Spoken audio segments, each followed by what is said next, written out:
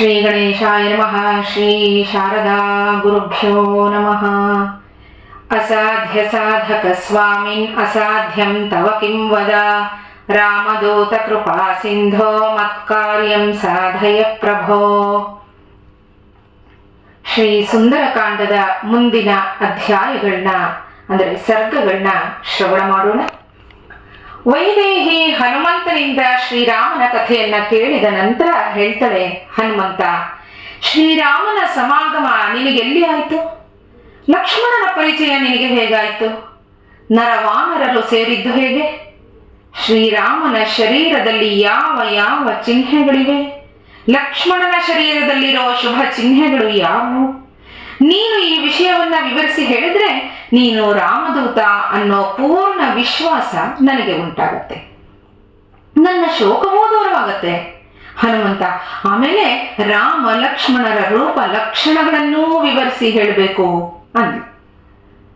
ಹನುಮ ಹೇಳ್ತಾನೆ, ವೈದೇಹಿ ಕೇಳು, ಶ್ರೀರಾಮ ಕಮಲಪತ್ರಾಕ್ಷ, ಪೂರ್ಣ ಚಂದ್ರ ಸದೃಶವಾದ ಮುಖವುಳ್ಳವನು, ರೂಪವಂತ, ಸೌಜನ್ಯ ಸಂಪನ್ನ, ಸೂರ್ಯನ ತೇಜಸ್ಸಿಗೆ ಸಮಾನವಾದ ತೇಜಸ್ಸಿನಿಂದ ಬೆಳೆಯುತ್ತಾ ಇದ್ದಾನೆ. ಕ್ಷಮೆಯಲ್ಲಿ ಪೃಥ್ವಿಗೆ ಸಮಾನನಾಗಿದ್ದಾನೆ, ಬುದ್ಧಿಯಲ್ಲಿ ಬೃಹಸ್ಪತಿಗೆ ಅನುರೂಪ, ಇಂದ್ರನ ಯಶಸ್ಸಿಗೆ ಅನುರೂಪನಾದ ಯಶಸ್ವಿ, ಪರಂತಪನಾದ ಶ್ರೀರಾಮ ಜೀವಲೋಕಕ್ಕೆ ರಕ್ಷಕ, ತನ್ನ ಚಾರಿತ್ರ್ಯದ ರಕ್ಷಕ, ಆಶ್ರಿತರ ರಕ್ಷಕ, ಹಾಗೆ ಧರ್ಮದ ರಕ್ಷಕನೂ ಆಗಿದ್ದಾನೆ. ಅವನು ವರ್ಣಾಶ್ರಮ ಧರ್ಮಗಳಂತೆ ನಡ್ಕೋತಾನೆ. ಅವನು ಈಗ ಬ್ರಹ್ಮಚರ್ಯ ವ್ರತದಲ್ಲಿದ್ದಾನೆ. ಸತ್ಪುರುಷರು ಮಾಡಿದ ಉಪಕಾರವನ್ನ ಸದಾ ಸ್ಮರಿಸ್ತಾನೆ. ಬ್ರಾಹ್ಮಣ ಸೇವೆಯಾಗಿದ್ದಾನೆ.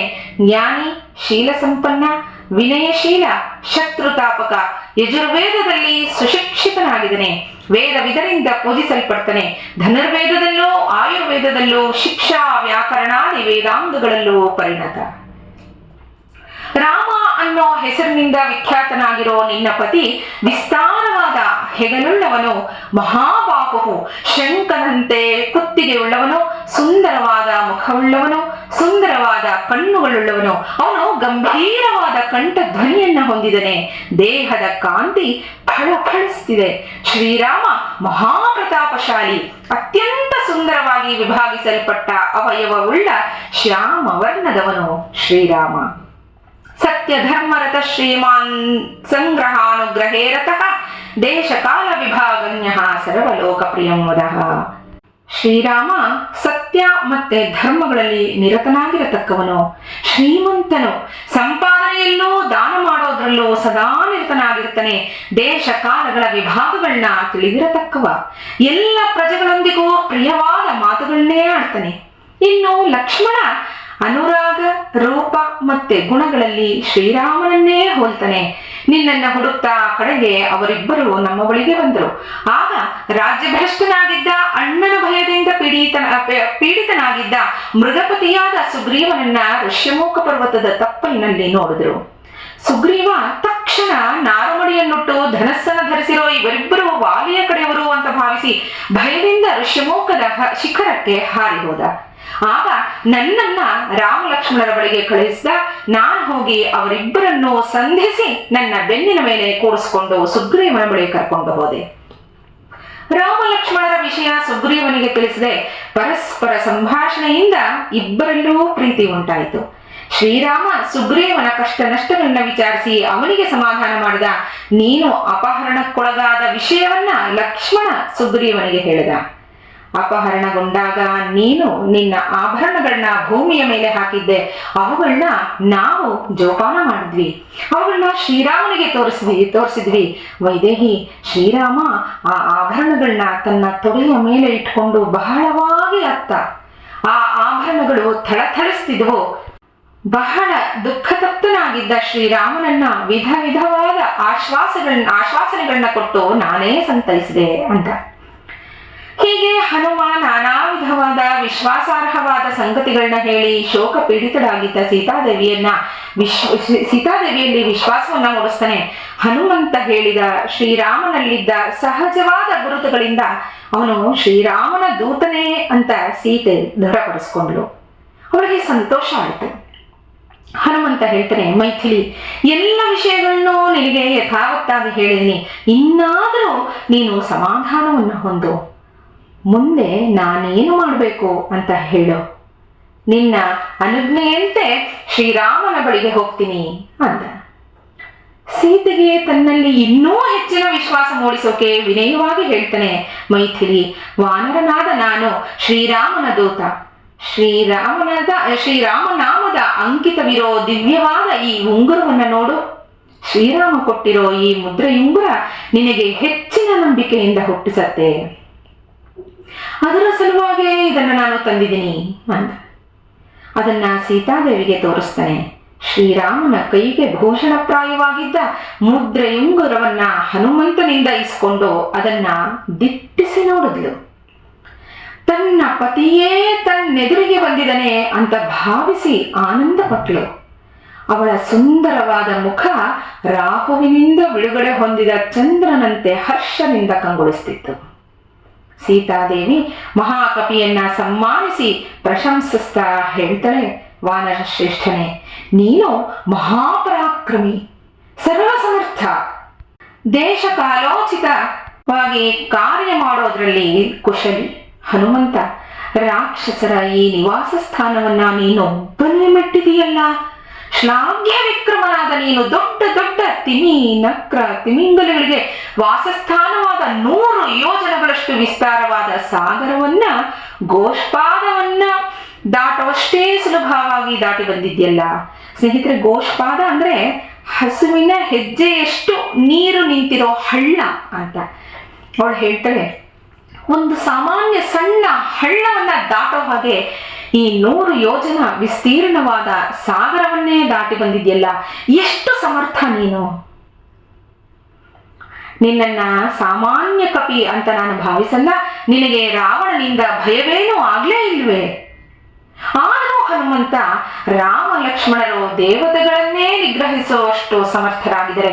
ಇನ್ನೂ ಈ ಸೀತಾಪಹಾರಕನನ್ನ ನಿಗ್ರಹಿಸದೇ ಇರೋದಕ್ಕೆ ಕಾರಣ ಏನು? ನನ್ನನ್ನ ಈ ಸಂದೇಹ ಕಾಡ್ತಾನೇ ಇದೆ ನೋಡು. ಅಥವಾ ನನ್ನ ಪಾಪದ ಫಲ ಇನ್ನೂ ಕಳೆದಿಲ್ವಾ?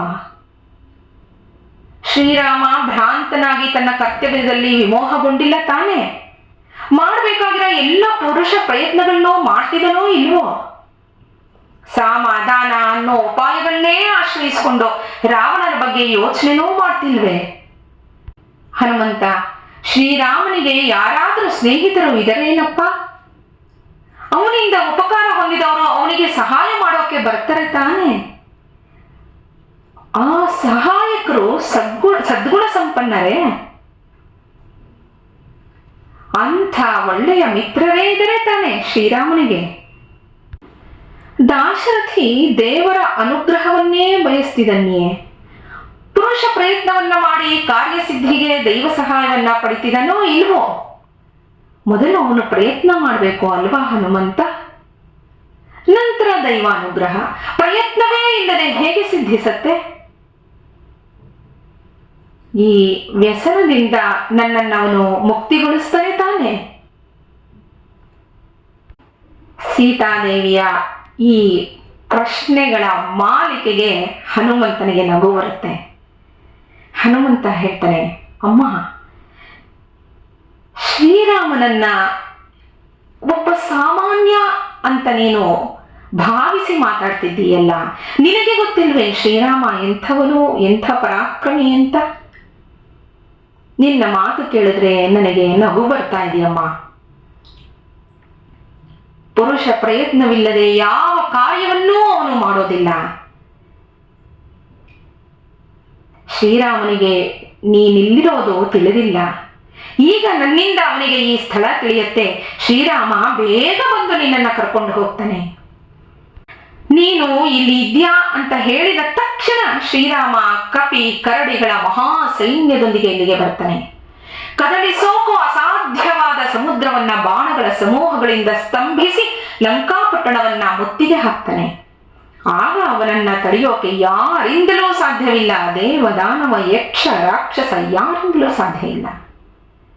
ಶ್ರೀರಾಮ ನಿನ್ನ ನಗಲಿ ಸುಖವಾಗಿಲ್ಲ ತಾಯಿ. ಶ್ರೀರಾಮ ನಿನ್ನ ನಗಲಿ ಸಂತೋಷವಾಗಿಲ್ಲ ತಾಯಿ. ನಾನು ಸಂಚರಿಸೋ ಮಂದರ ಮಲೆಯ ಮೇರು ದುರ್ಧರ ಪರ್ವತಗಳ ಮೇಲೆ ಮತ್ತೆ ನಾನು ತಿನ್ನೋ ಕಂದ ಮೂಲ ಫಲಗಳ ಮೇಲೆ ಆಣೆ ಇಟ್ಟು ಹೇಳ್ತೀನಿ ಮೈಥಿಲಿ, ಸುಂದರನಾದ ಶ್ರೀರಾಮನ ಮುಖವನ್ನ ನೀನು ಖಂಡಿತವಾಗಿಯೂ ನೋಡ್ತೀಯ. ಅವನು ನಿದ್ರೆಯನ್ನೇ ಮಾಡ್ತಿಲ್ಲ ಸೀತೆ. ಸೀತಾ ಸೀತಾ ಅಂತ ಕೂಗಿಕೊಂಡು ನಿನ್ನನ್ನೇ ಹಂಬಲಿಸ್ತಾ ಎಚ್ಚರಗೊಳ್ತಾನೆ. ಶ್ರೀರಾಮ ನಿನ್ನ ವಿರಹ ವೇದನೆಯಿಂದ ನಿತ್ಯವೂ ಪರಿತಪಿಸ್ತಿದ್ದಾನೆ ಅಂತ ಹೇಳಿದ. ಸೀತಾದೇವಿ ಹನುಮನ ಮಾತುಗಳನ್ನ ಕೇಳಿ ಶೋಕರಹಿತಳಾದ್ಲು. ಆ ದಿನ ಸೀತೆಗೆ ಶರತ್ಕಾಲದ ಬೆಳದಿಂಗಳು ಬಹಳ ಸ್ವಚ್ಛವಾಗಿ ಕಾಣ್ತಿತ್ತು. ಅವಳಿಗೆ ಯಾವುದರಲ್ಲೂ ಒಂದು ಆಸೆ ಅಕ್ಕರೆ ಏನೂ ಇರಲಿಲ್ಲ. ತುಂಬ ನೊಂದಿ ಹೋಗಿದ್ಲು. ಶ್ರೀರಾಮನ ಗುಣಗಾನವನ್ನ ಕೇಳಿದ ದಿನ ಚಂದ್ರ ಬಹಳ ಸುಂದರನಾಗಿ ಅವಳಿಗೆ ಕಂಡ. ಸ್ನೇಹಿತರೆ, ಅಂಗುಲೀಯಾರ್ಪಣಂ ಸರ್ಗಂ ಪಠೇದಾತ್ರ ಪ್ರಣಾಶಯೇ ಅಂತ ಹೇಳ್ತಾರೆ. ಈ ಆಪತ್ತಿನ ನಿವಾರಣೆಗಾಗಿ ಅಂಗುಲಿ ಪ್ರಧಾನ ಸರ್ಗವನ್ನ ಪಾರಾಯಣ ಮಾಡಬೇಕು. ಈ ಸರ್ಗವನ್ನ ಪಾರಾಯಣ ಮಾಡಿದ್ರೆ ಪಠೇದಾಪತ್ ಪ್ರಶಾಂತೆಯೇ ಅಂತ. ಈ ಸರ್ಗವನ್ನ ಪಾರಾಯಣ ಮಾಡಿದ್ರೆ ಶಾಂತಿ ದೊರಕತ್ತೆ ಮನಸ್ಸಿಗೆ. ಹಾಗೆ ಆಪತ್ತಿನ ಯಾವುದೇ ರೀತಿಯ ಆಪತ್ತಿದ್ರೂ ಅದು ನಿವಾರಣೆಯಾಗತ್ತೆ ಅಂತ ಈ ಸರ್ಗದ ಫಲವನ್ನ ತಿಳಿಸಿದ್ದಾರೆ. ಇಲ್ಲಿಗೆ ಈ ಸರ್ಗಗಳು ಸುಸಂಪನ್ನವಾದರೂ ನಾಳೆ ಮುಂದಿನ ಸರ್ಗಗಳನ್ನ ಶ್ರವಣ ಮಾಡೋಣ. ಶ್ರೀರಾಮ ಜಯ ರಾಮ, ಜಯ ಜಯ ರಾಮ. ನಮಸ್ಕಾರ.